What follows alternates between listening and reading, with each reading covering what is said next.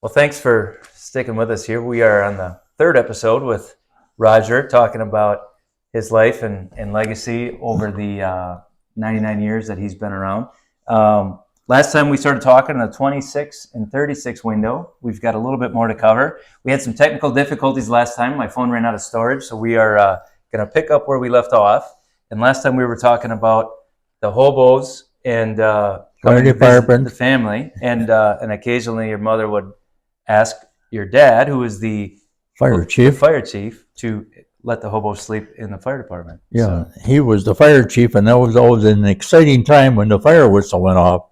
In a small town, when there was a fire, the fire whistle went off, and everybody knew it was a fire, so they took action. One of us had to go to the garage and get my bike out, and I would hold the bike up, and my dad would be putting on his shoes, and he would get on the bike and paddle down to the firehouse, and they would get on the fire truck and go to wherever the fire was. Of course, a lot of the fires were in rural areas, and they had tank trucks and they had pumps, and they would practice pumping water out of the various creeks and lakes, depending on where the fire was.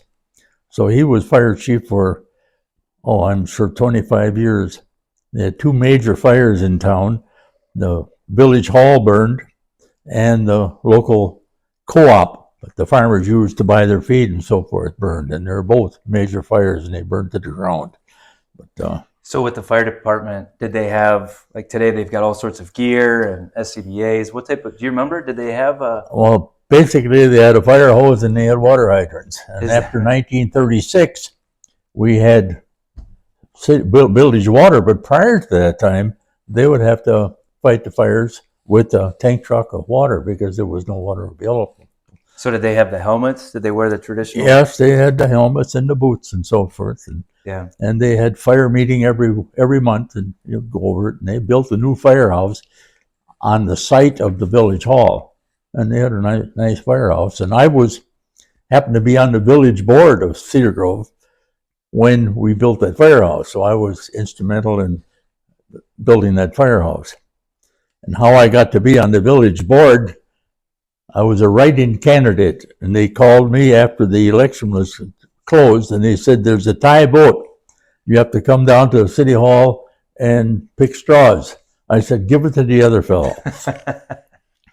They said, we can't do that. I said, well, you pick the straws. And they called me 5 minutes later and said, you are now a member of the village board. And it was a good experience. I was a member for 9 years until I moved to Green Bay. And we built a treatment plant. I'm getting ahead of myself now as far as decades are concerned. We built a new treatment plant and did a lot of good things. So the whistle, were all the firemen required to be within hearing distance of the whistle? The siren. Or the siren, I mean? Yeah. Well, whoever could come. I mean, they weren't all showing up for the fire department. But if you lived in the rural area, you had no idea if there was a fire, right? No, that's right. And the village took care of the rural area as far as fire, because the fire department, they did have a fire department called a town fire department, but it was kind of inadequate, and the city or the village would always come out and try to help them put out the fire. So if you had a fire at your house, would you use the phone to call it in? Yes. Call Plina and I don't know if she could energize the siren. I think maybe she could energize the siren. And that was an exciting time because we didn't have too much excitement in a small town like that, but the fire whistle was quite exciting. How often did you guys use the phones? You mean for fire or for? Just in general, telephone. Oh, quite often. Well, that was the gossip medium. I mean, we were on a party line. We had 4 people on the party line, and our number was 95W, and it was too short. So if somebody wanted to call us on the party line, they would crank 2 short cranks, and our phone would ring ding ding, and we'd pick up the phone. Now, if you called somebody that was not on your party line, then you'd have to call Plina at the switchboard, and she would take the cords and connect them to the 96M, who my buddy's telephone number, or whatever number you were calling. And how was it? 24 hours a day somebody was working that? Yes. Well, she slept there too. I mean, she lived in that house. So I imagine. Really? Yeah. I I mean, the telephone switchboard was a part of that house, as I remembered. And I remember the bill being $1.59. I would go down there and bring the money into $1.59.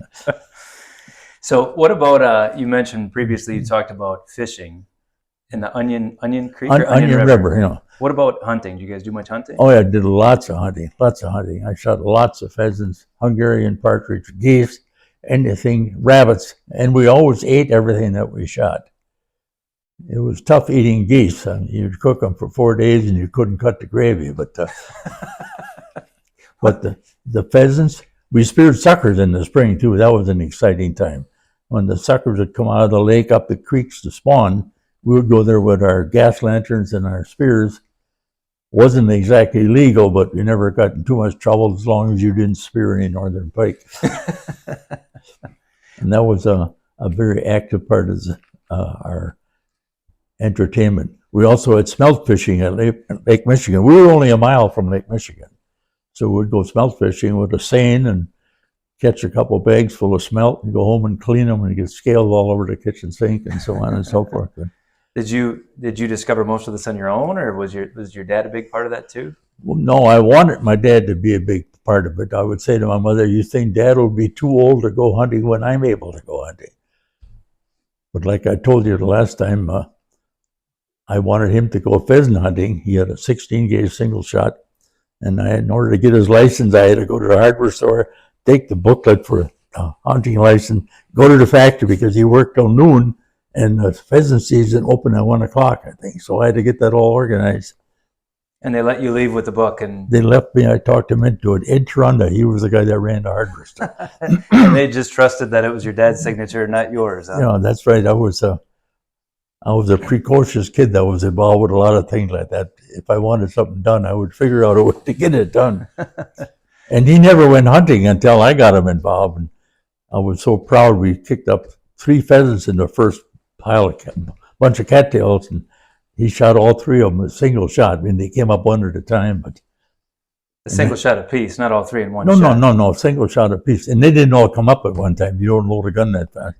But then I was walking in the woods and I saw a pheasant. I think I must have been 11 or so. I said, "Dad, give me the gun." So he gave me the shotgun, and I went and I shot that pheasant. It was standing in some grass by the fence. So that was my first pheasant.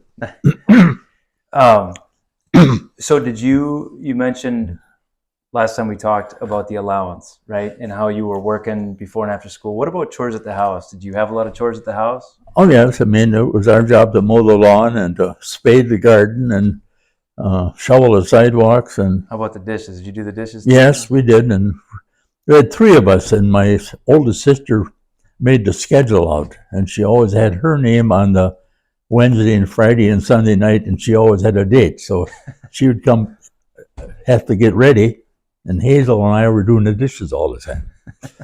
So she was smarter than we because she was older.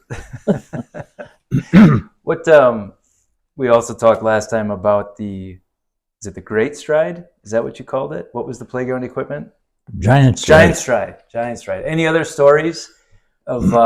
We also had a merry-go-round. I didn't tell you about the merry-go-round on the school. Anybody get injured on the merry-go-round? No, that was fairly safe piece of equipment, and the teeter-totter wasn't too dangerous either. Did you guys ever play sports? We had school? Softball and tag and all that silly stuff, but we didn't have any organized stuff in grade school. And in high school, we didn't have a football team. They had track and basketball. Basketball, the Kimberly deal and the whole valley was pretty much basketball. And we were too, and my best buddy, Ivan Molter, was the coach of our high school basketball team.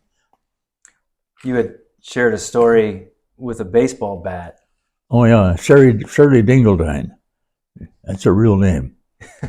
She was a tomboy, and she could swing a bat, and I was up next, and I was standing in back of her to the side, and she took a cut, and she hit me right on the head and knocked me down, didn't knock me out, and had blood all over the place. And they called Miss Fisher, who was a substitute teacher. She had a new 1940 Chevy, and she took me to the doctor. And she said, "Don't get blood on the seats." So they took me to the doctor, and I think he put 3 stitches. I still have the scar on top of my head here. I They- survived. Call your parents too? Did your parents meet you there? Or did she just take you all on her own? Well, she took me out. I think I went right back to school. I didn't bat though. Did you at least, did she get out, or did she get a foul tip, or what did they call that when she hit you instead of the ball? Well, she hit both. She hit the ball first. She hit the ball first. Well, then she's automatically safe. That's catcher's interference. Yeah, right. See, then the bat came around, and I was standing over here, and I got hit right on the head. And she could swing a bat. That's fantastic. Dr. Vasco was the doctor.